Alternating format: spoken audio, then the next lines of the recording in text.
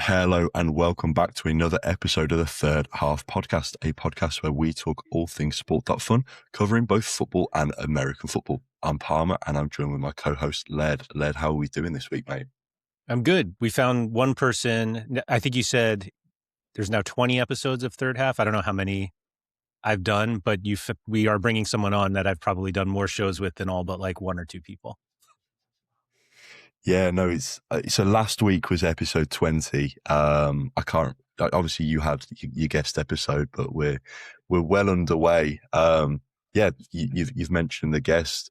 You've got your stream that you do each week with Sean, psufans2. Sure, mate, do you want to kind of do a little bit of an introduction into who you are, what your role is within SDF, and just a bit of a background, really? Yeah, so I'm Sean. I've been a DFS pro for over a decade now. I am sort of in charge of handling NFL fantasy related stuff at Sport.Fun, which could range from coming up with the players to be added, coming up with players that we've already added, the scoring matrix within the system, different mini games that we come up with or try to come up with as we go.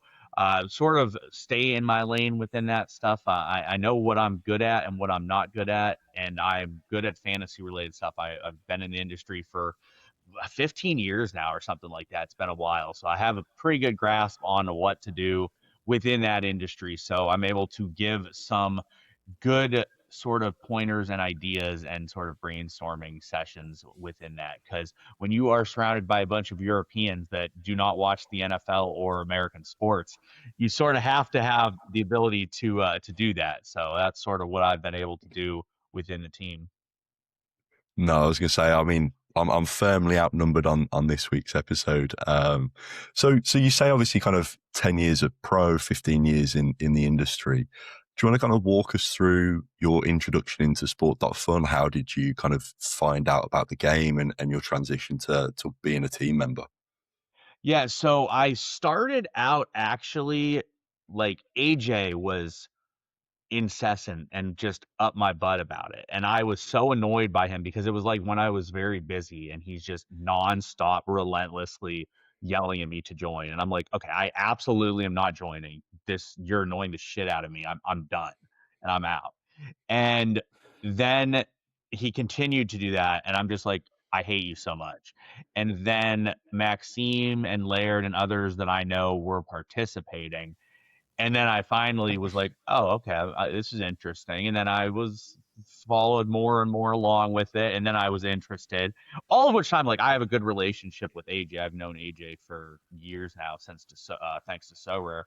And he knows my background sort of and like what I've been able to do over the years within DFS. So, anyways, despite my annoyance with him, I eventually was able to come on and be interested. So I participated with soccer related stuff, very interested.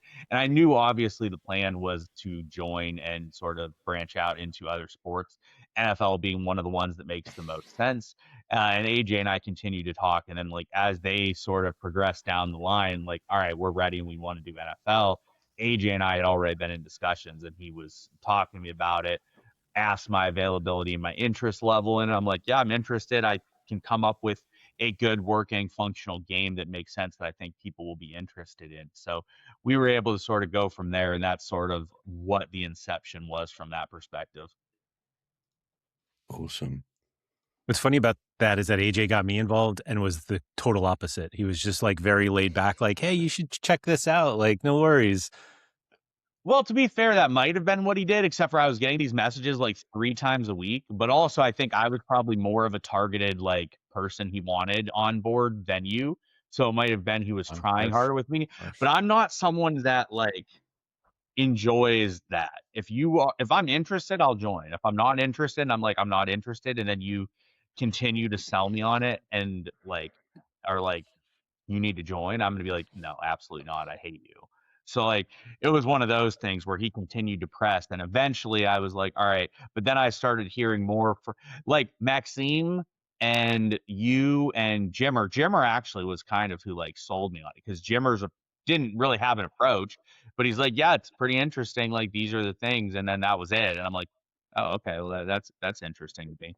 So I don't really, the hard sales pitch job doesn't usually work on me. It's more of the like, I have to find some interest in it myself and then go from there. You mentioned the forbidden S word already, and you joined into the football side of it. You've obviously got kind of a background within the college level of American football. Where would you kind of say that your A, expertise lies, but B, kind of interest and passion falls within, the realm of the sports? I would say that I have pretty good grasp of all the sports that are like mainstream sports. Like I've worked in the industry running a hockey product. My first job out of college was working in hockey. I've worked in the DFS industry running a soccer product, running a League of Legends product, running a all kinds of different products. And so I have pretty good expertise within all the different sports. My main focus right now is college football. That's where I am still able to play at a high level. But the thing with DFS is a very time consuming type of Mm. job, and it just takes hours upon hours. So when I was 24 and single, I would spend 12 hours a day on DFS. Well, as a person going up there in age now with a wife and a kid, it's not something where I just have 30, 40, 50 hours in Mm. like a 2 day span to just devote to it. It's sort of like I still have time and I make time for it, but I don't have 100 hours a week. Whereas like when I was young, I would play all day, every day, never missed anything, played 5 sports a day. Now at my old age, like I'm like, oh man, I got my back hurts. I got to go tired. I need to take a nap. So it's not there anymore. So I have good expertise, I would say, in a good chunk of sports, and then it's just a matter of what is getting the time at that time. But with my long like history with everything, like I have good familiarity with everything. Like I'm pretty confident I could come up with stuff for a bunch of different sports that make sense that people would be interested and engaged in. Awesome. I just want to touch on as well.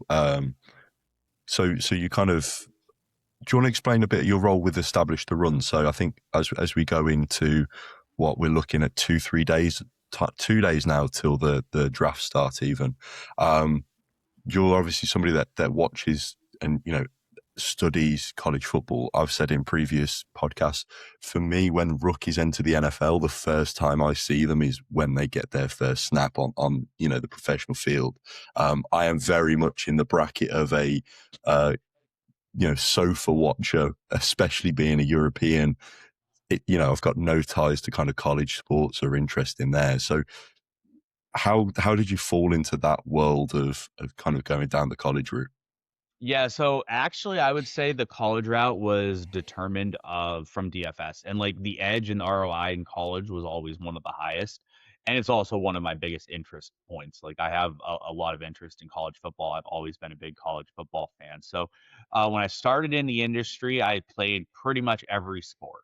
But then as I was progressing and you're going, you realize like, all right, I have a, let's say, 10% ROI in NBA. I have an 8% ROI in baseball. I have a 40% ROI in college football. So it's like one Yeah. of those things. It's like, all right, I would rather devote my time and energy into this aspect where my ROI is the highest, while also being something that I have the one of the biggest interests in. But like I used to play, I would say my expertise and like what I went through over the course of the years has always changed to some extent. Like soccer used to be a high ROI sport within the DFS landscape where you could have like 20-25% ROI.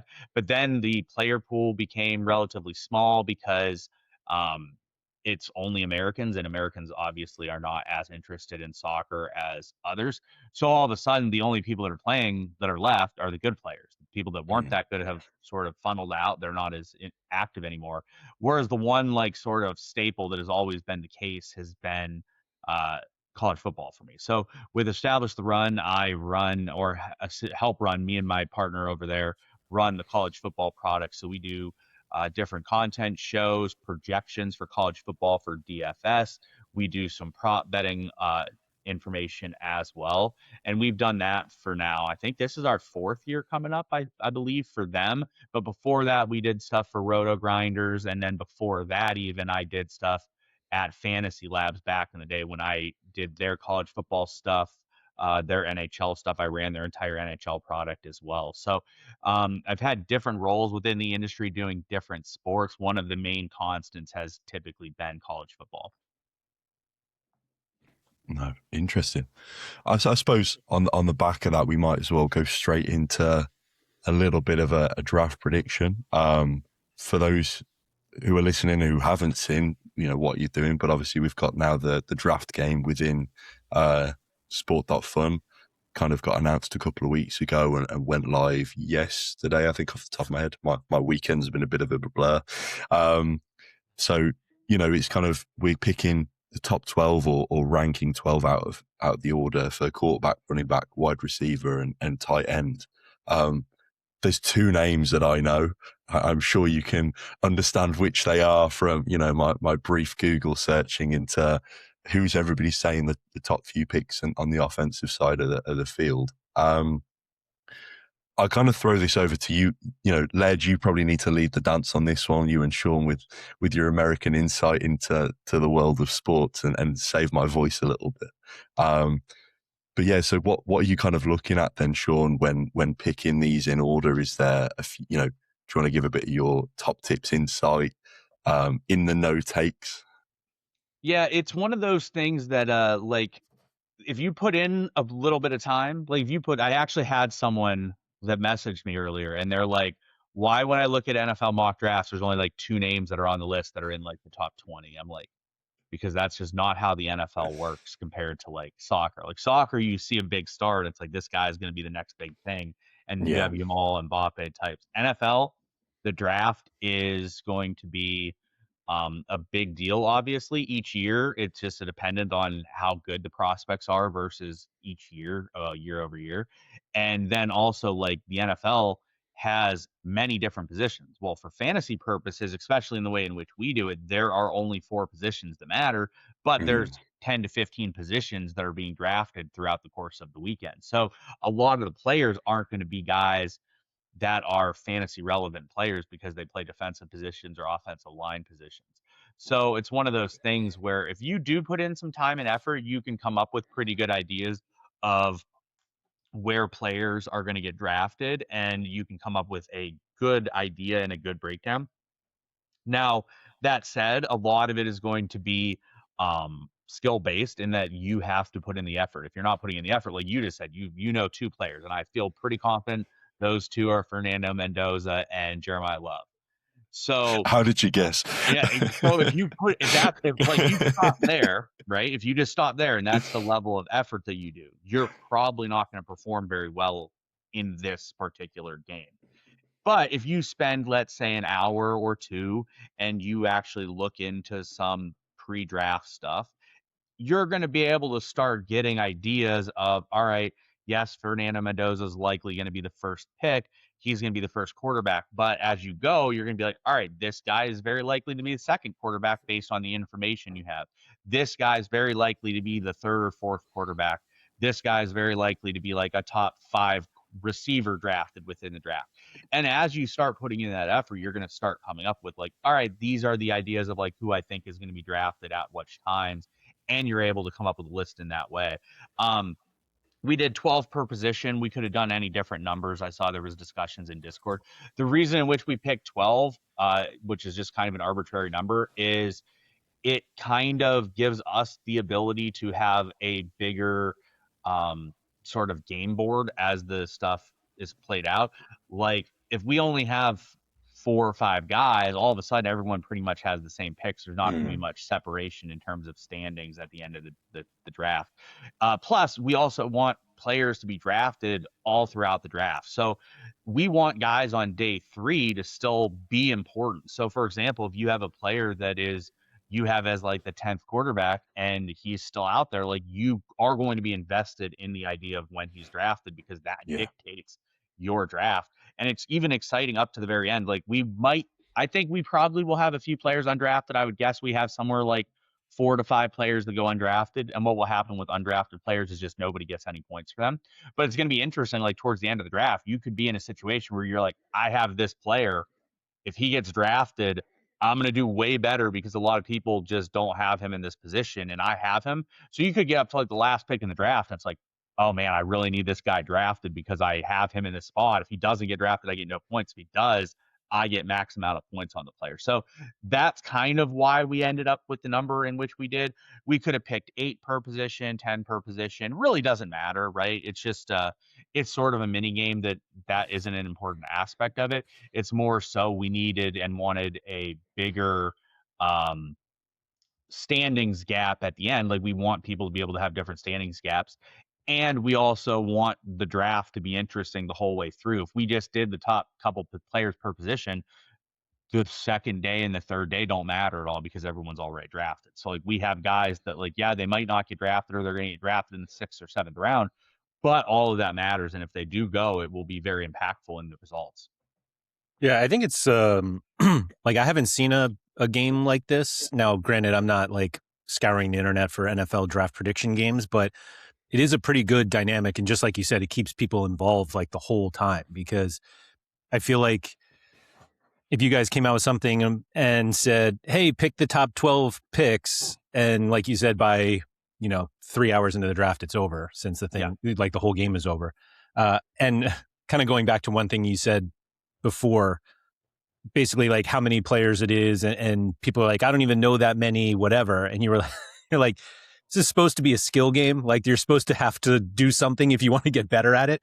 And I feel like this becomes a problem throughout the platform, that people are like, wait, this requires a little more work. And it's like, yeah, that's the whole point of this, is supposed to be a skill game. And, you can argue whether looking up a bunch of mock drafts is skill, but at some point, like sometimes just time and research is the skill. And just being able to put 10 picks in with no thoughts whatsoever and win, like that's not a skill game. And so I was very skeptical about the possibility of this being like an entertaining game. And I think you guys, the way that you guys built it is really good. Well done, Sean. Thank you. Yeah, I think that here's the thing. I think it's hard to make what you and I have talked about. You can't come up with something that is like mind-blowingly interesting for this, right? Like it's just not possible. So to me, the goal for this is have an engaging game that you have to put a little effort into, because if you don't, you're just not going to do that very well. So like you talked about, the skill in this scenario is probably going to be effort and research skills, right? Like that's the skill. And everything's not going to be 100% accurate. You're going to have misses as you go. You're going to have hits as you go. But if I put in an hour or two and you put in 1 minute, I'm probably going to do better than you because of the skill aspect of it. But so to me, we can't come up with, like, there's not games. It's not a situation where it's like a Sunday where you have 16 games and everyone's engaged and you're seeing where players finish.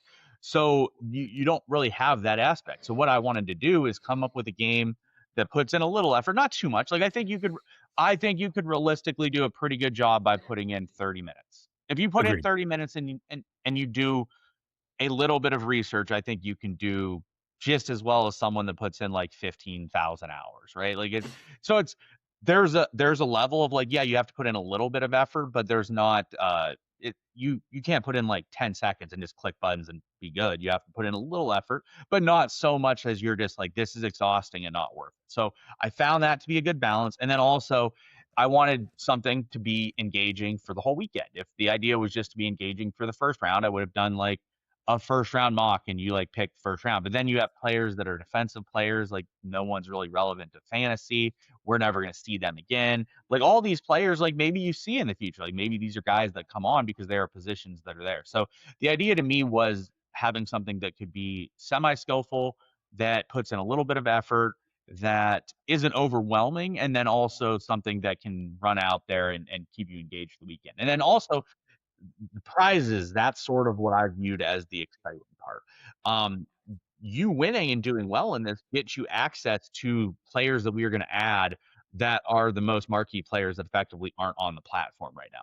So in order to get players like that from a soccer perspective, Palmer, if I gave you an option and be like, hey, you play this game, like the game might not be some mind-blowing awesome game that is groundbreaking and everyone's going to be like just so excited. But if I tell you like the rewards for that are you get Jamal Musiala shares that no one else can get, you're going to be like, okay, yeah, that's pretty exciting. So I think the whole goal for us was to get something that was a good plan to reward people that have held, to offer people the ability to buy in at this time instead of waiting 3-4 months down the road, to have an engaging weekend within the product, and then also win rewards that you can't win otherwise. And those rewards in theory are pretty appealing players that we can add in the future.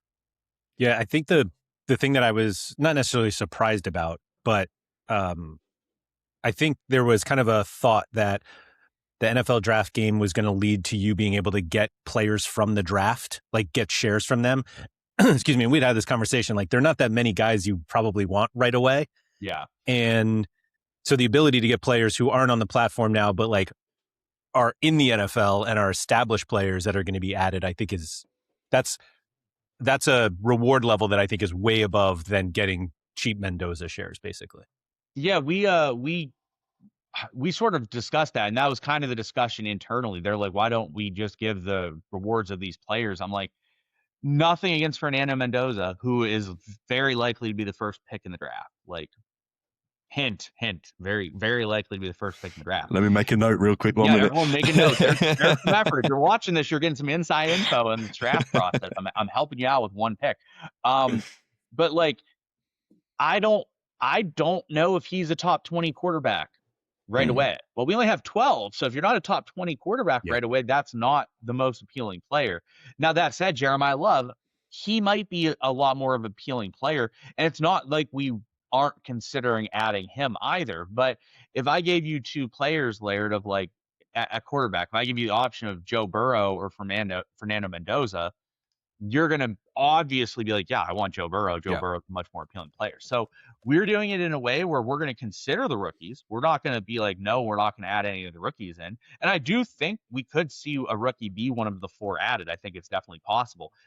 But the idea is sort of, we're going to take a little bit of time. We're going to see where these people land. We're going to see who the guys are. And then we're going to come up with these people. And then I'll get bitched at for not picking someone else instead of that person.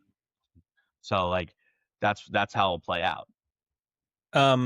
Actually, I want to dive into that a quick second, because I think the expectation always was that players would get added to the platform through scouting, but then it sounds like we're going to add some players to just add them and you'll get shares based on this game. Like, how many players do you think you're going to be adding yourself so that we can bitch at you about them before scouting kind of takes over? Well, hopefully scouting will be ready to go in the near future. I know that's like a common comment, but the idea is that's how players are probably going to be added in the future. That said, once scouting is ready to go and announced and everything, that people can dive in that way. But in order to have the rewards for this, also soccer's a bit different, which we can talk about from a scouting perspective. If you're adding players via scouting, typically it's going to be done on performance, and like performance for soccer is a lot easier because the whole year round is kind of games being played. So players getting added due to merit via gameplay over the course of the year is a lot easier than us with the NFL, where it's like, okay, yeah, there's no games for 8 months. Like, it's hard for me to be like, this guy's getting added for merit because he did well when he doesn't have any games. So the idea here from the draft is that we will be adding the 4 players that are 4 of the most appealing players, I would say, going in to the season. And then from there, scouting hopefully will be able to take over as well. And to be fair, scouting may have been something that could have taken over for this also, but it's one of those things like we discussed as well with scouting. Like, if we came out and said, you're going to get these players via scouting, but we aren't releasing the full details on scouting at this time, it wouldn't have gone over well, right? It would have been well, why are you releasing all the details for scouting and announcing it right now? It's like, well, because it's not quite ready at this point. So this is how we're doing it. So yeah, you still don't know the exact players that you're going to get added from this, but you can feel pretty confident that these are going to be pretty marquee players. Part of the reason in which why we're waiting is we want to let free agency shake out, trade shake out, injuries shake out. Like, I don't want to add someone and then the guy tears his ACL and June and be like, oh, that's the guy we added. So we're not gonna just wait up until like day one of the season, hopefully, with like who we're adding, but we want to let some stuff shake out so we can pick people that will be very appealing guys. Can I get in your opinion as well? So just kind of pulling it back to this draft class. One of the things that I kind of found when I was looking into it was on the offensive side of it. Apparently, you know, from what I've read into it, it's quite a weak draft class in terms of talent and expectations. And I've done kind of, you know, going into it, looking at comparisons about previous years, and also next year is meant to be much better. Do you see that that's going to be kind of a challenge year on year where you can't do a hard, fast rule being like, right, the top 5 picks will come into the game because the top 5 picks might be shit, you know, and then the next year there might actually be 10 players that all should be, you know, is that something that you're going to find difficult to navigate? Yeah, it's definitely tricky, and that's why like I don't think just adding players directly from the draft is the move for the reasons you mentioned. Like I had like give away another like little hint. One of the top receivers hypothetically in this draft, if you look at him, you're like, wow, this guy literally wasn't even the best receiver on his own team last year. And when I say that, I'm like, it's literally not even a discussion. He was not the best receiver on his own team last year. So you come up with a situation where you're looking at these players, and I'm not even saying that he's bad or he's not going to be very productive as an NFL player. It's just like the other guy is like, if you're saying Jamal, like that's what the other guy is. And he just is not draft eligible yet. So you can't, he's just not there yet. So it's one of those things where year over year looking at things, it probably not the best way to just add straight draft picks. The way to add stuff definitely makes more sense to have like the full allotment of players and full look at players, because even when you look at quarterbacks, like rookie quarterbacks, they come in, they're almost never good right away. There's like never really a spot in which they're good. Now receivers and running backs, yeah, they're more so very viable. Like I think Jeremiah Love, again, another tip. We're just giving away tons of information here on the draft. Jeremiah Love is probably one of the better running back prospects to come in a while. And I would say there's a good argument that he's probably better than any running back that came in last year. I would say he's probably a better prospect than Genty personally, but I can see the argument. And then he's probably a better running back prospect that would come in next year, maybe even the year after that. But like at quarterback, I had someone ask me because they're like, oh, Fernando Mendoza is like 99% to go first overall. He must be like Wembanyama. I'm like, I would say he's more so like if you removed Wembanyama and then like the next 10 picks in that draft, and then he's the next guy take him because he's way better than all the other people. Like, do I think Mendoza is the top quarterback in this draft? Yeah, probably. But is Mendoza like a good first overall pick? No, not at all. I would not want him if I was drafting first, because if you're looking at things and you're like, oh, I'm drafting this guy because he's just better than all the other dudes who are worse, that's not really the like excitement I want. I want to be like, yeah, this guy's the best player. He's sick. He's the best player that's come in at this position in years. Not like, yeah, he's better than these other dudes type of thing. And that's kind of what we're looking at this year. Like, I think Mendoza, like last year or next year, I'm not sure if he's a top 3 or 4 quarterback that's drafted. And this year he's going number 1 overall in the draft. So it's and because that's the position that is most scarce and most important for NFL teams. And it's a priority spot where like teams typically at the top of the draft are desperate for that position. And if it's there, they sort of just have to take their chance on it anyways. And that's what I think is happening this year. Interesting. I mean, so I'd kind of I went down the rabbit hole probably 2 or 3 weeks ago with all of this Claude and AI fun, shall we say? And I expected there to be a draft game coming up. So basically, I was like, right, go and do it for me. As I'm thinking, do we do it where you kind of give yours and I'll say how close or accurate? I'm just trying to pull it up now. I'm kind of interested for a bit of your opinions, if it will even load. That is the next thing. This is the problem with me not being at home. I'm not being able to do it on the computer. We might have to skip this segment altogether. I'm now trying to pull it up, and it's not playing ball. Oh, give me 2 minutes. Yeah, it's always tricky. The AI stuff can be very tricky along the way. Yeah, I was talking to someone. There's so many different ways and things you can do within the NFL draft and like draft stuff around it. Like we could have done hypothetically, like I'm not sure if you're familiar, but like prize picks where we did like, is this player going to be drafted before or after this player? Or like which player is drafted first? And you just have a bunch of questions along that. Like there was so many different ways that we could have went about doing this for the draft game. I was going to say, I assumed it what were would some of the be others? in order. Yeah, I assumed it would be in the order. You could have done it. You could have done just like a first round mock draft type thing. But then again, like with that, you're like, all right, there's no interest after the first round. Because you're never doing a 7-round mock draft. You do that, like, oh my God, that's a disaster. But so you're doing something like that.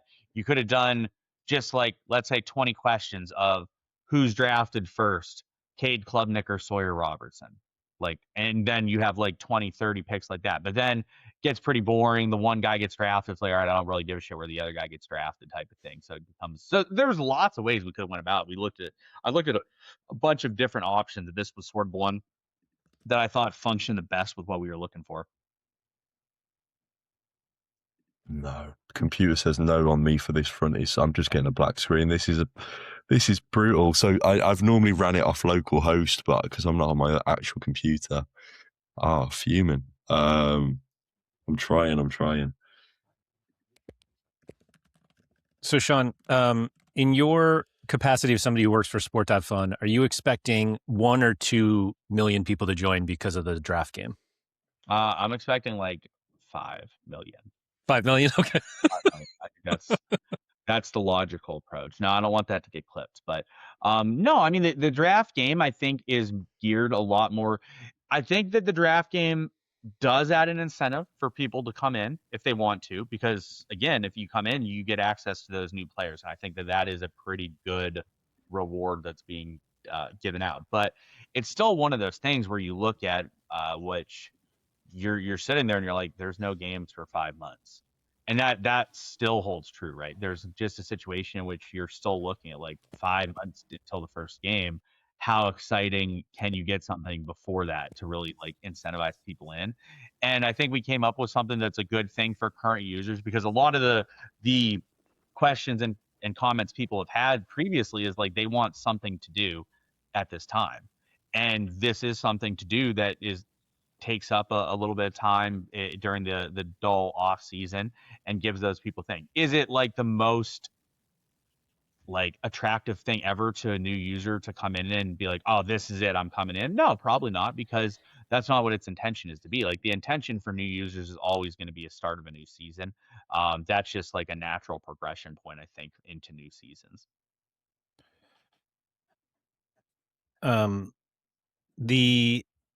Sorry, I'm going to forget this if I don't write this down. So we're now 9 of 22 weeks into the off season, which feels like we're cruising right along. The market does seem to have picked up a little bit over the last month, I would say. I felt like it picked up a month ago and then has kind of just stayed where it is. But it feels like there are more users now who are recognizing that one of the benefits of an off season is cheaper share prices, and that people think they'll get more value out of that than buying them later in the season. The draft is obviously kind of a marquee event for the NFL that you guys can build a game around. I'm not going to bring up the possibility of Sims, even though I literally just did. But did you guys think of any other like things that we can do in the off season that wasn't necessarily built around the draft? Well, we can talk about Sims, Laird. I'm more than willing to talk about Sims. But mostly it's like, have you guys, and not, whether there was good ideas or bad ideas. In fact, I would prefer to hear the ones that you were like, we shouldn't do this, which I know Sims falls into. But like, were there things that you guys have been talking about of just like, how do we keep people engaged in NFL when most of the world doesn't care about the NFL because the games aren't on for 5 months? Yeah, realistically speaking, we went through lots of different stuff within the off season, and we have discussed things. So Sims was definitely something that we discussed. We discussed Sims a lot, actually. I know the Sims was a big topic. I haven't seen it in the Discord recently, but Like a lot of the people, the funny thing with it, and I've talked to Laird about it, is a lot of people that were begging for Sims don't even actually know what Sims are. And we're just like, I want Sims. And it's like, do you even understand what Sims are? But Sims are in a way in which you probably have to do them, which we've sort of talked about. You have to do them in a way that the Sport.Fun team can't influence them. That's an important part. And you need them to be engaging in some way. So effectively, like the best way I can sort of explain it would probably be you do Madden Sims. These were done during the pandemic from DraftKings effectively. And basically a game of Madden was played, the computer versus the computer, and they used those stats to dictate how a player performed. So effectively, in order to do it, you would have to run 16 games a week, have someone basically broadcast over it, which would have definitely been Laird because he would have loved that. And you basically are just sitting there watching a screen of Madden being played, the computer versus the computer, to see what happens. It's just not a very exciting and engaging tool.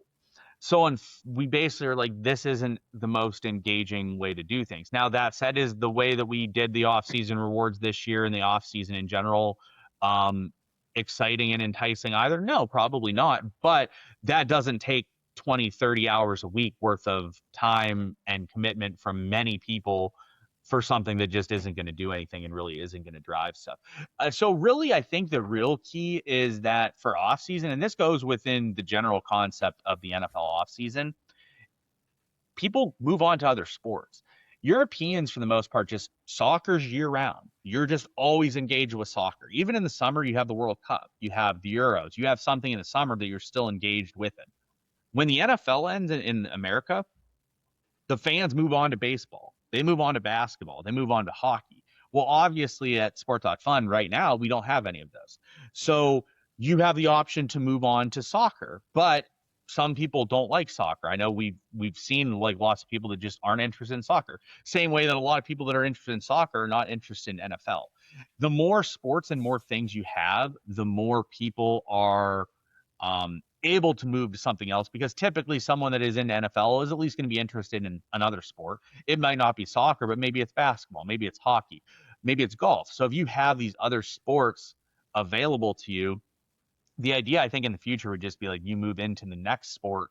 And yes, the whole idea comes from what you said. One of the biggest things when people were upset with stuff with NFL that like nothing was really happening, there was no buy incentive. The biggest buy incentive is the price, and the price being low. If you believe the price is low and that the product is going to raise, I mean, even just look at what we talked about. Like you said, that in the last month, the market's up 15%. So if you think the market's going to go up a significant amount, you have tons of buy incentive because you can get in at a price point that is way lower than what it's going to be in a couple months. So that was always a big buy incentive that I think was discredited. And to be fair, I think maybe that was on us as a Sport.Fun team. Like that should have been more of a talking point. Like, hey, the price point is the buy incentive that you guys are all looking for. Like that is one of the biggest buy incentives. So back to your original back now that we talked about and other stuff. There are some key points within the offseason that I think there are at least some interest in. One being the draft.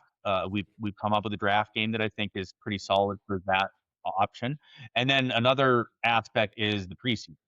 Preseason leads right into the season, and we actually have active games. So I've been working on coming up with different options for the preseason already. So when people are asking like what's going on for the preseason, like it's already started. Like I've already been working on different game ideas, different things that we can do for the preseason. And then what we come up with, that's to be determined, because I have 3 or 4 different options that I think are valid.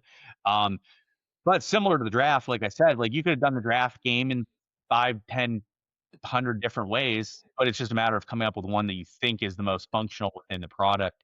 And that's kind of what I'm currently working on within the preseason of like, what is going to be the most functional with the product. Now, the most functional might be what is the most exciting for the user base. It might be a combination of that and like what is the most functional and exciting for the user base, while also being something that we can carry over, because the idea is like you don't typically want to build something that you're never going to use again, because that's just kind of a waste of resources. So like when we did the Super Bowl game, the Super Bowl mini game, we kind of tied in picks, which you now see on the product or the platform as an actual like mini game product that is a weekly product.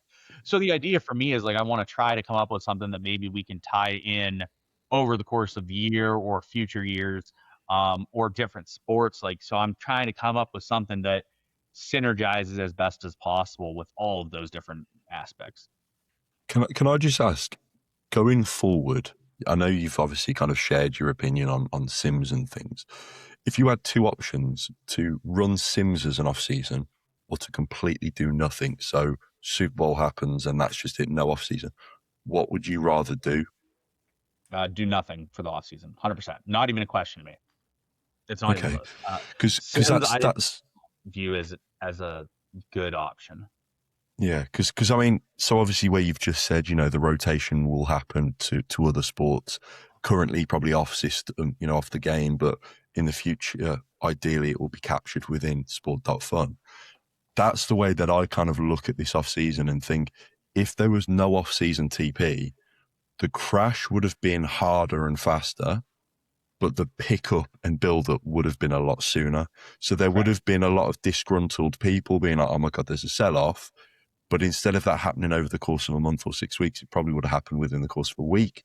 And then week 2 would have probably started seeing the buybacks already. And like I say, that rotation then is kind of fluid into football, or should there be whatever, baseball, basketball, yada, yada, yada. People just go, right, I'm done, you move. But then that FOMO starts creeping back in. And it was only probably 4 weeks ago where Laird was kind of talking about buying Garrett Wilson and seeing the buy options. And from that episode, I kept an eye on the NFL. I was looking at Gibbs's price. And I didn't buy in. I then watched Gibbs's price double over the course of 2 weeks, still hadn't bought in. And I then went, shit, the FOMO hit the fan. And I've now got a fifth of my port over in NFL. And it's like, that happens because, again, I believe the buy incentive is there because the prices are low enough. And I'm like, I'm comfortable with moving money. So, yeah, I think off season's such a difficult one because you do want to do something, but you've also got to understand, well, there's no competitive NFL games for 8 months of the year, and it's how do you navigate that?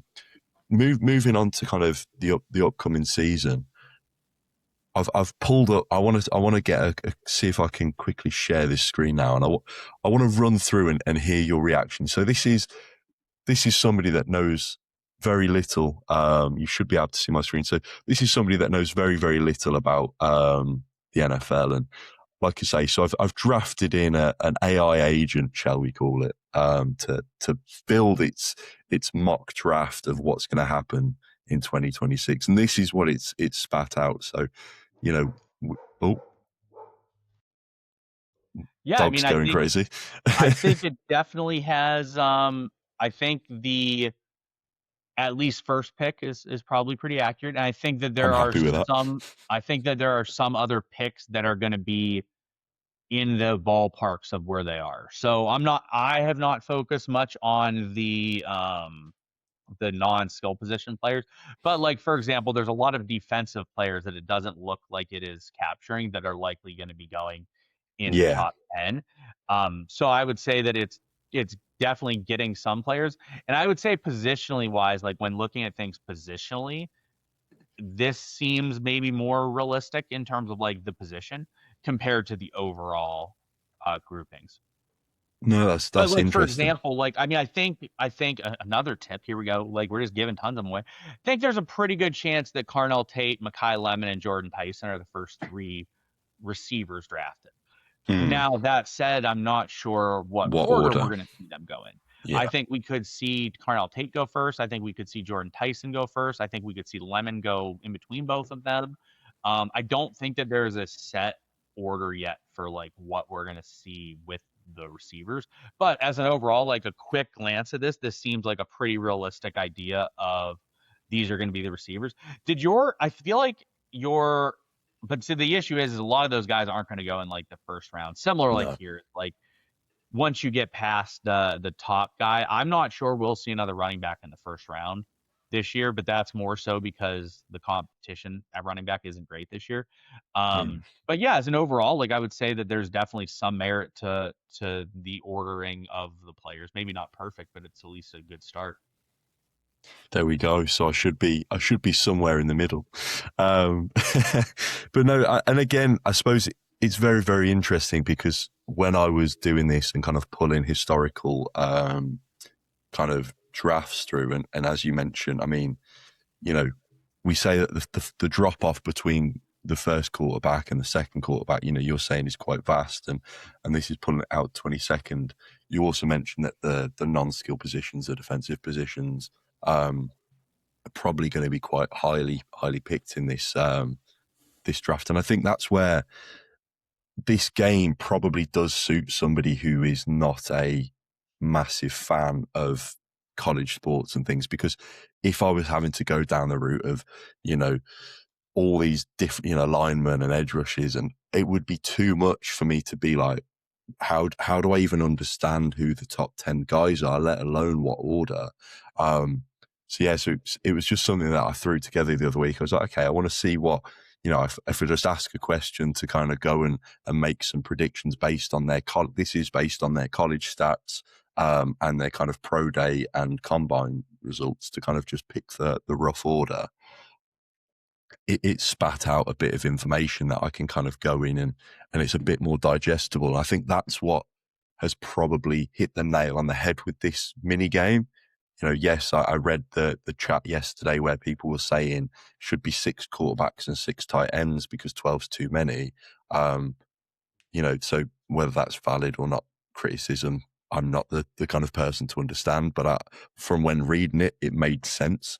But like I say, as somebody coming in as a European, not any clue about any, you know, I couldn't tell you a single player and what college they're at. You know, I've got no clue about it at all. So just picking 12 guys in an order where the top 4 or 5 is kind of a general consensus about they're going to be within here, I could be like, okay, I'll do this. It's worth my time, rather than just going, I'm never going to win. I'm not even going to bother doing it. But you can see the skill element of it, though. 100%. Yeah. Well, into the discussion, I guess I'll go into the 6 because that was a conversation. Could we have done 6 at quarterback and tight end? Sure.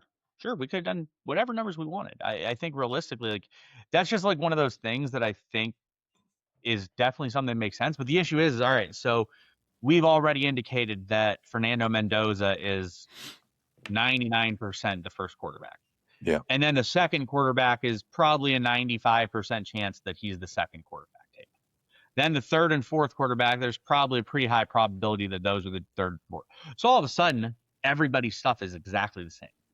And you don't have any separation. And therefore, it's like, why even do it? Because everybody has Fernando Mendoza as the quarterback 1, right? So you all of a sudden have Fernando Mendoza as quarterback 1. Well, then all of a sudden, QB is not 6 guys, it's 5. And then all of a sudden, the next guy is, again, the second quarterback off the board is like a 95% chance it's one of the guys. All of a sudden, 2 quarterbacks are on. So all of a sudden, if you do 6, and you're not doing 6, you're doing 4.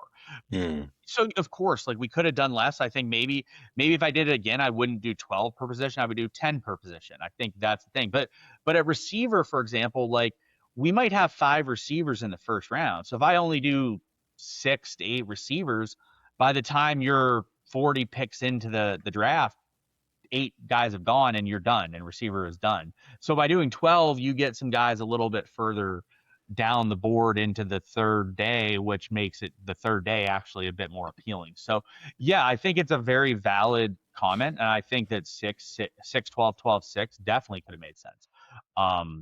And I definitely think that maybe in the future that'll be the case. Because if we go through this draft and there's only 6 quarterbacks drafted, then maybe it's like, all right, well, we don't have to do that many quarterbacks because there's going to be less drafted. Like, maybe we do 8, 12, 12, 8 or something like that. So yeah, it's definitely something that could be done. But another thing is like, we've done this, we've tested it. We're 3 days out from the draft.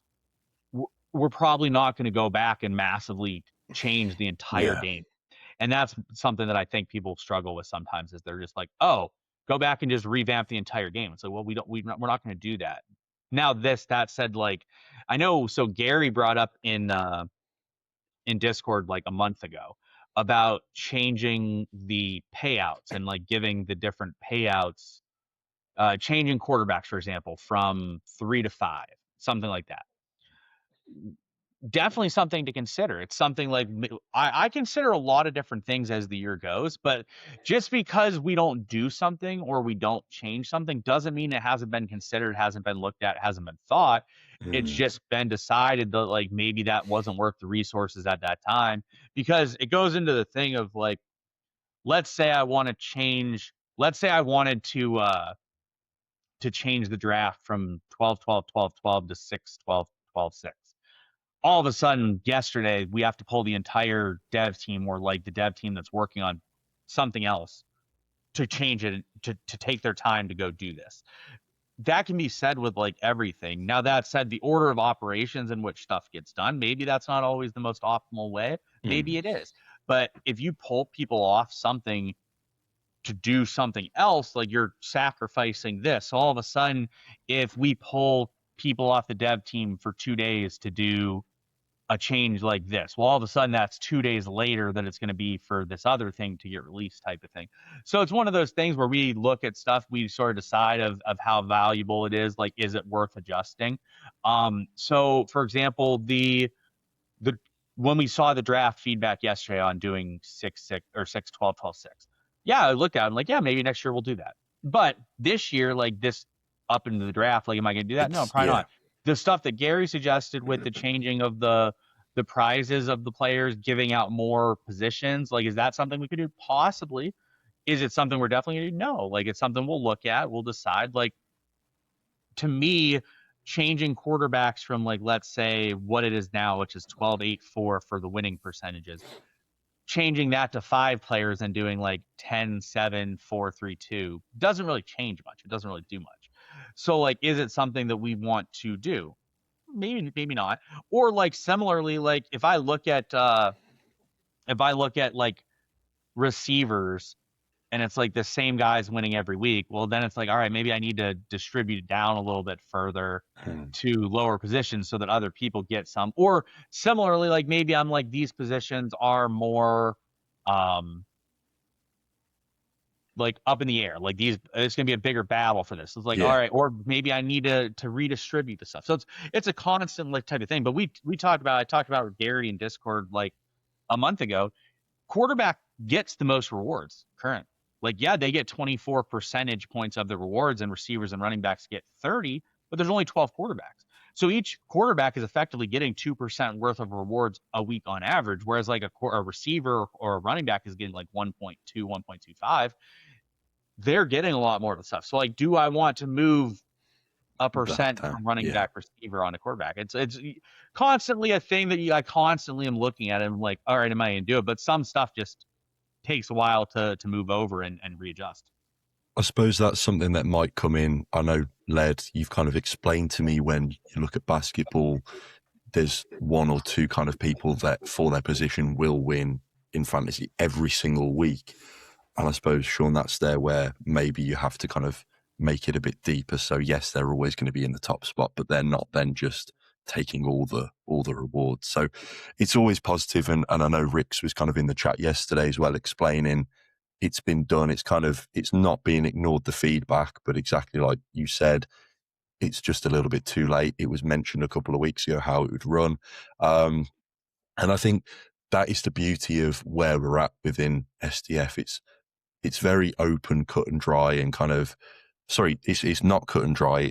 It's very open for discussion, and people can kind of come back with feedback, and it does get carried up the chain, and we have seen things. I mean, I only had to ask for dark mode 119 times, but it finally got delivered. So I can actually say the conversations around dark mode internally over like months was hilarious, because Rix wanted dark mode, and we needed less conversation and more actual dark mode. But no, that's the thing. Like, again, it goes back to that discussion. Like, I think people think dark mode is just like, you just have switch and dark mode, woo.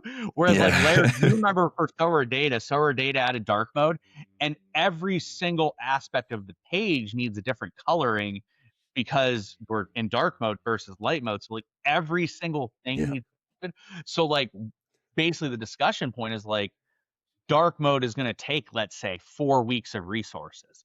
So it's all of a sudden, it's like, all right, if we take 4 weeks worth of resources from dark mode, well, that pushes scouting back 4 weeks type of thing. Then it's like, well, shit, we need scouting out. And that's like, well, you can't do both. You only have the resources to do one at a time type of thing. So it's one of those things that's definitely always a dark mode. Conversations were hilarious because like I like dark mode. I prefer dark mode, but it's also like I understand the points with it. So anytime dark mode was brought up, you'd have Rick's being like, dark mode, dark mode. It was funny. No, brilliant. I kind of want to ask then, I put it down and sent it over to you. What's one bold prediction for the NFL season, SDF related, or just actually about the season as a whole? Well, I'm gonna give an actual NFL related take because I don't want to give any SDF takes because we see how that goes. If you give a time frame and then it gets pushed back or something, it's not fun. So I don't want to get that. My bold NFL take is there's currently a psychic that is out there, and they said that the Sabres are going to win the 2026 Stanley Cup in hockey, and then the Bills were going to win the 2027 Super Bowl. So I think my hot take is that the Bills are going to win the Super Bowl next year because Josh Allen had a baby, so he's not going to focus as much on like the stress of winning the Super Bowl, and that I think the AFC is kind of cleared out a little bit. I don't think the Chiefs are that great anymore. I think that Lamar is kind of not what he used to be. And I think that, knock on wood, hopefully the Bills give a little bit more support to Josh Allen. So that'll be my bold prediction. But from an SCF perspective, I think we're going to see a good uptick as we go into the season. I hope that marketing is done well and people are excited about it, and that we head into the season strong. And that we see a good set of gameplay going into the season because I really like the NFL game. I think it's pretty good based on just the numbers last year. Like every week, you had guys like going into Sunday Night Football, Monday Night Football that were very live to get a top 3 in their position, if not win, which I always found very exciting. I saw lots of movement around that stuff, so I'm looking forward to getting to the actual season or getting close to the season. Sounds more like a conspiracy, though, your NFL take, than it does a bold prediction. It does. It does. But I'm a Sabres fan and Bills fan, so I like it. So I'm going to go with it. You can run with it. No, brilliant. We touched on the kind of college aspect as well, and we've also touched on having other games within Sport.Fun.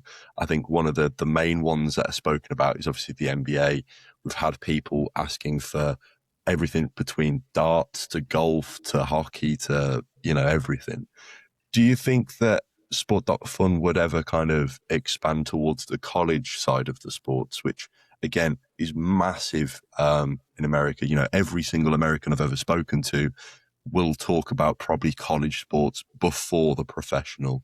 Do you think that's ever kind of going to be in the timeline? It's definitely a possibility. I think it's one of those things that goes back to the resource discussion, right? You can't just release 10 sports at a time. It's got to Of be course. you release a sport, then you move on to the next one eventually down the road and vice versa. And I don't think college would be at the top of the priority list. But that said, like it's not one of those things where you couldn't get there eventually. It's just a matter of like I think there's a pretty good chance if there was another sport added, a third sport, it would probably be NBA right now. That would seem to make the most sense for the next sport up. So then all of a sudden you do NBA, then you do baseball, golf, stuff like that. Then all of a sudden you're like, all right, now what's up? Also, one of the things too is like American sports are very seasonal. You have the seasons for those sports, and then once they end, you move on to the next sport till the upcoming thing. So it could be a thing where like, all right, we're looking for a sport to add in February. Well, if we're looking for something to add in February, we're not going to do college football, right? And then all of a sudden we're looking to do something in July. Well, that's probably also not college football. So it's like one of those things like, yes, it could be there in the future, but there's probably other stuff ahead of it. And then also the seasonality of it. Is it really fit in at the time in which we're looking to add something? Because there's only a real couple month window in which college football would make sense for an ad purposes. And it would have to be at that time. But I would say it's definitely possible. It's just not at the forefront of what we would probably add next. Yeah. I mean, it's something that, to be honest, I've only actually thought about since kind of, the other day when I asked you to come on and kind of looked into your background and saw it was heavily in college. And then, we're now going into the draft and having a draft mini game. There's obviously rumors about scouting. And it's kind of, you know, my mind was thinking that actually college would be quite a good investment and actually gamify, the rumors around the scouting platform where you could, if somebody like yourself who's very invested in college football, you could go and find an absolute diamond at college level and hold them throughout the kind of college and earn a bit of rewards through their college performances. And then they go and get drafted into the NFL and you see that boom and you're like, bang, I've had that guy from, 4 or 5 years ago. And obviously the team talk about receipts and showing, that you're in early and stuff. So again, probably if it ever did happen, it may be in 10 years' time when, the landscape is completely there and the growth is for it. But yeah, it made me think of the potentials. I think Yeah, the definitely. I mean, we've even looked at it in regards to scouting too. Like, there's ways to tie in college stuff within scouting. But then college also has much different stuff from a legality perspective Mm, too. And I'm not a lawyer. I don't know any of the legality stuff, but the way that college stuff is ran is like way tighter than what other stuff is ran. So all of a sudden you have to make sure that everything's cleared from a legality perspective as well, which can be a lot. So there's a lot of parts with it, but there's definite tie-ins that could possibly be made in the future. Yeah, I think the biggest negative from a gameplay perspective with college is that they're not around long enough. And obviously if you can, meaning very, very good freshman basketball players like play 1 year and then they're gone. And it's like, well, what do you do at that point? And then you add in the whole, does that mean they get added to the NBA game or whatever it is? Talking about like college football and college basketball, I think the reason why you don't need to rush those in is that the schedules mimic the professional games. Like they're basically overlapping. So I almost feel like if there's a lesson that the NFL has taught us is that off seasons are really boring.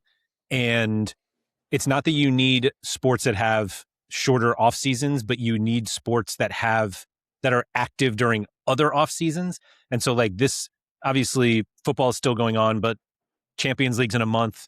Thankfully, we have the World Cup this year because if we didn't, it looks like a very long summer.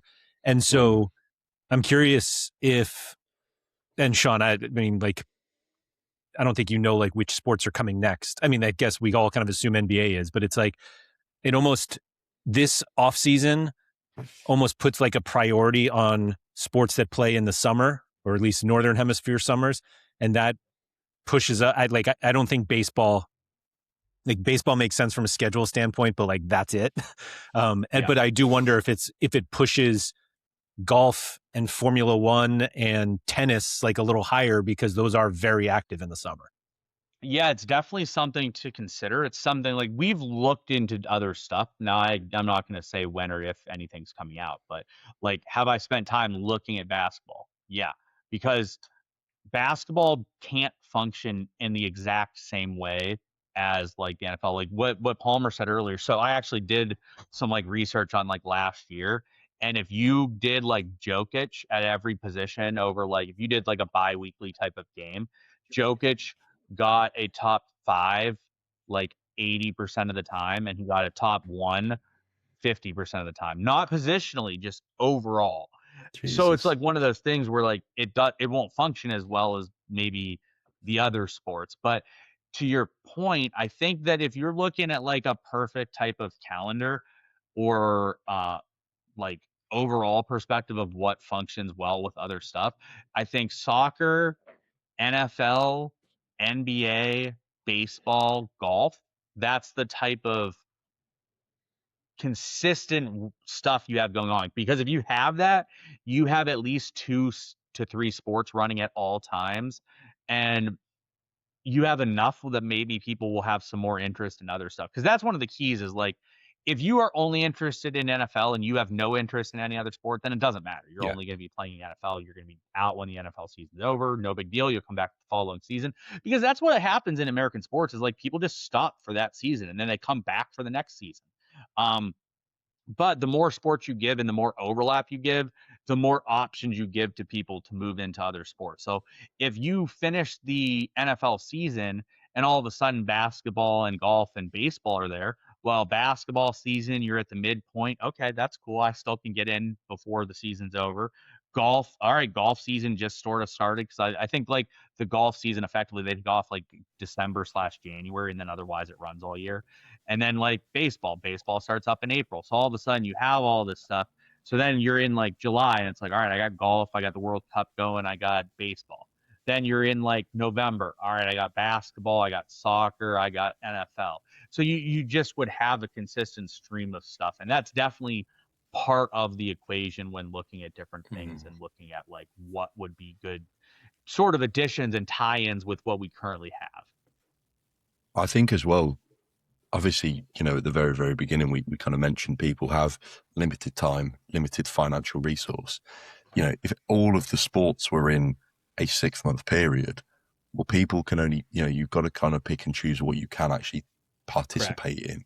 But if you've got kind of 2 or 3 sports overlapping, but you've then got sports 12 months all year round, that's when people can bounce. And the way in which I see it, and I think we did see it for probably a 4 to 6 weeks during last season, people were kind of selling out a little bit of NFL after the weekend to buy into the midweek football fixtures to then cycle back into the NFL on the weekend.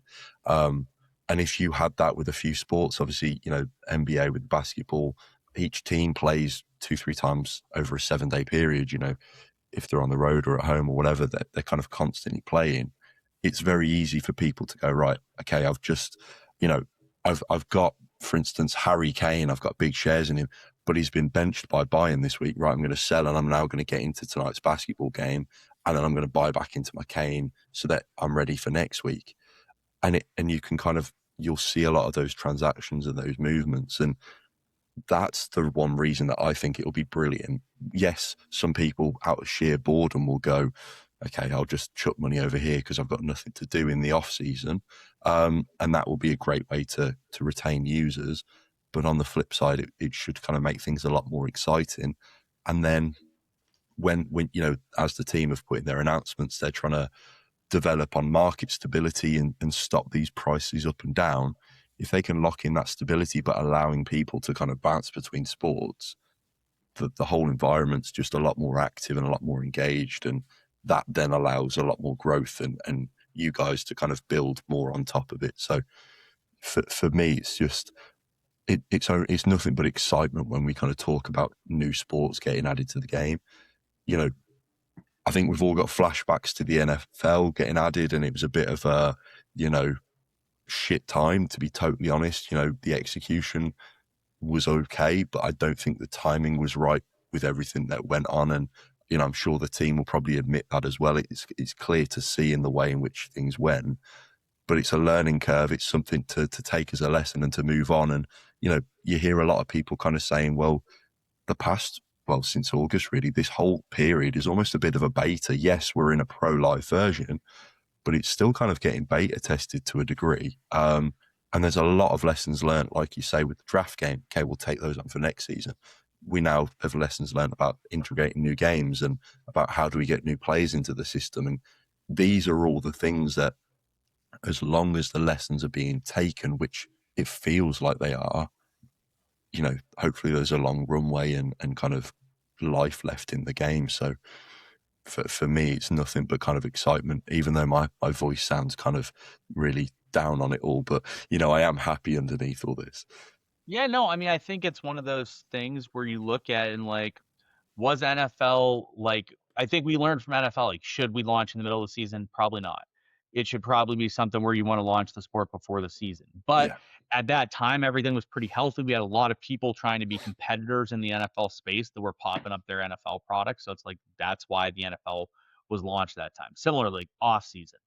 Would we do the off season in the exact same way next year if given the option? Or like this year, would we have done, if we knew everything we knew now, like today, 7 months ago, 8 months ago, when we had to come up with the off-season plans, would we do it the same way? No, we'd probably adjust it and do some different tweaks to things. Like you said, the whole thing is learning. As we do things, we're learning. We're learning this is how long it takes us to sort of put this out there. So like it makes a timeline thing, because one thing in the crypto space is crypto is very fast paced and people want stuff immediately. But in the actual game of the Sport.Fun, like you can't just flip something out within a day, because if you guys flip something out within a day, like you might get it wrong, and then you are in a situation where you have to backtrack or adjust something that's going to upset people. So it's better to get stuff right, even if it takes a little bit longer to sort of think through it and wade through it.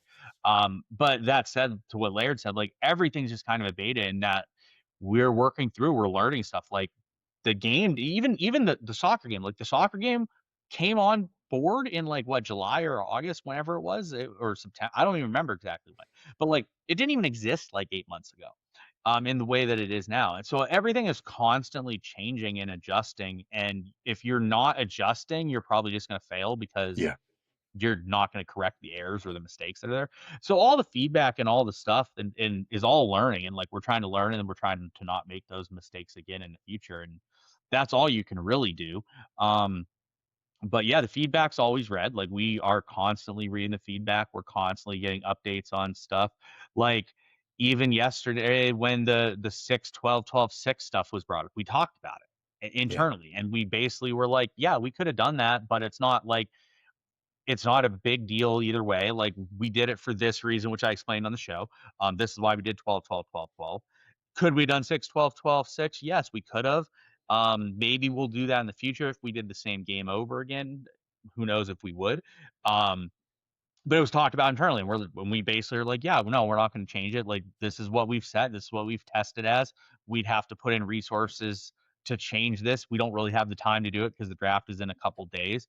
What we did is we're happy with, and we're good with. But that doesn't mean it wasn't discussed internally. Like literally, we were discussing it internally as soon as it got posted. Within like a minute, we were discussing it. Like Rick's was like, "Hey, what do you think about this?" I'm like, "Yeah, definitely a possibility. It makes sense. It also isn't like a earth-shattering thing. Like, oh, we definitely should do this. We need to make it happen." It's one of those Yeah. things. Like, yeah, I get it, but also at the same time, like I like what we have. I think the I don't know how to say this nicely. It feels like a vast majority of the feedback is like, hey, you guys should do this because, and whatever the idea is that it just makes it easier. And we're completely ignoring that this is supposed to be like a skill-based game. Yes. And I just hope that you guys and from the decisions that are being made, it seems like that's always going to be the key. And I think there is part of it that's like, there are some legal things that you have to keep this a skill-based game and all this stuff. But like, that's why people join fantasy platforms, is because they think that they have more skill than other people. And just a lot of the ideas that just come out, and it's like, you clearly just want this to be easier to milk whatever you're milking from this platform. And the reason why they don't take your suggestion is because there's nothing skillful about it. And I think I just had to say that out loud. That's all. Like it goes back to Sims. Let me preface this, because I don't hate Sims. I understand the idea of them, so I'm not like hating him, even though we're not doing him, and that's not. We have brought up and talked internally about Sims probably 6 to 8 times, because we brought it up as an option literally 4 months before anyone in the community brought it up as an option. And we talked through it, and we're like, this doesn't make sense. Then the community was like, we should do Sims. And we're like, all right, guys, like the community thinks we should do Sims. Let's look at Sims as an option. Does it make sense? Has our opinion changed from what our opinion was? And the answer was no. But like we've gone through the process of talking about Sims like 6 or 7 times. There was something, I forget exactly what it was. Oh, picks feedback. Picks came out, and I think that the salary caps didn't make sense right away, and people gave feedback quickly that it's like, I can't play anyone because everybody's at a 40 and it's really too difficult. And as soon as that was out there, I'm like, yeah, I'm having the same sort of issues. um and we did multiple calls, and we're like, look, for salaries for this type of stuff, it's better to lean more towards the looser side with salary constraints than it is the tighter side, because then people can make different lineups and different options. Now that said, I think it took like we had that even the first time internally we were testing it, and we're like, it's a little tight, but maybe it will get a little bit better. And then it was like we did the midweek, and we're like, this is way too tight. And then it's like the next weekend, it's like, all right, it's a little looser. But all of a sudden, then we released it, and because we sometimes the best way to test it is for the users to test it. And the users tested and gave us the same feedback. And it's like, yeah, that's what we're seeing. The users are seeing the same thing. Let's fix it. But I think it took 2 game weeks to Yeah, it get took the a fix. few weeks. Yeah. Yeah, it took like, I think we finally got the user feedback from that first weekend. We're like, let's see what the midweek is. As soon as the midweek happened, we're like, yep. Took us then the following whole next week, and then we had the fix out the week after in the midweek or something. Similarly with like how we're adding those players sometimes that are like not active players on the platform because we don't have a lot of players. We need to sort of give some options. But yeah, it's one of those things that we're constantly looking at the feedback, looking at stuff, but sometimes it takes a little bit of time to enact on it. Even if right away we're like, yep, 100% agree with this feedback. I think that it's 100% accurate. So I think it all goes into stuff like that. Awesome. What kind of, looking forwards then, and instead of, I suppose we've looked back quite a lot, without leaking what what you shouldn't, but what are you kind of like looking forward to going into this NFL season? So, you've already mentioned we joined midway through. We've got a full kind of run up. We're going through we've gone through the combine. We're going through the draft. We're going through the preseason into the actual season. What are you kind of most excited about as both a user and a team member, I guess? I'm excited for scouting to get launched. Obviously that's what the user base wants, and I think that the team wants as well. Like both groups like want the same thing. They Yeah. want scouting, but I think that was one thing too. Scouting was presented as like we're gonna have scouting up. I wasn't even on the team at the time when scouting was like originally brought up. I don't even think. And it was like we're gonna have scouting at this point, but then it became oh, this is a lot more complex thing than maybe we originally thought, and we don't want to get it wrong, because if you get it wrong, like, it's not good. So I'm looking forward to the inevitable scouting that gets released and that is out there. And then also I'm looking forward to the preseason. I think the ideas I have for the preseason are pretty exciting. I think they're going to be engaging. So I'm looking forward to getting to that. And then I'm looking forward to actually having like a full season worth of stuff to play out. I think by the like last year, I think we launched in week 11, I think, but that could be wrong. Maybe it was week 8, one of the two. Anyways, I'm looking forward to actually like having the release, getting a full season of gameplay out there, seeing how it goes. I've told Laird, and we've talked about it before, injury cover's probably going to have to evolve a little bit. I have ideas on how that's going to evolve, but like I think it's still going to be a good thing. I like it. I think it was a good addition for the NFL product. And I think the users felt the same way. So the issue is it can't just stay in the form that it was in last year forever. So I'm hopeful that the evolution of it makes sense as well, which I think it will. Those first few weeks, I think, of the NFL season before we get into the kind of bye weeks as well, is going to be electric. We basically played the full game last season with bye weeks, and then we went into obviously the off season where players had been eliminated and things like that. Sorry, teams had been kind of eliminated from everything. So having the his first 5 weeks, I think it is, or I always get confused whether week 5 is the start of the bye or not. But those first few weeks is going to be brilliant, because as we talked about before, where you've only got 3, 5, 5, 3, you've actually got a lot more players, and we might have the addition of even more players. And I think, Laird, as you mentioned, with the skill base of the game, it's going to become a lot more down to that skill specific. Players should all be fit. We shouldn't be having any injury cover guys. Ideally everybody should be kind of starting or at least in their teams, if not starting. And yeah, that's what's exciting me. Is it's going to be difficult. Everybody's got this guy and this guy, they're the top elite players. But it's how do the games fall? When do their bye weeks fall? If somebody's got a bye week really early, are they actually still a good option? Do they stay healthy? Do they stay fit? Is there going to be any last minute trades on the back of the draft and free agency? So yeah, it's exciting. I'm looking forward to seeing what you guys have got cooking up over the next few months. Yep, should be exciting to get a full runway and a full season under the belt. No, definitely. Laird, anything to add on? No, I think you said it all. Just let's keep the skill-based arena skill-based. Perfect. No, well, thank you very much, Sean, for joining us this week. When it comes out, I'm not too sure. Thank you, everybody, for listening, as always. I appreciate you kind of going through my husky voice. And if this was recorded yesterday, it would have been game over, but we're getting back after a heavy weekend. So yeah, that is episode 21 now. I'm going to try and remember what episode we stay on, because I always end it going episode I don't know. So we're on episode 21. Thank you all for listening. We'll be back next week for another episode of the Third Half podcast.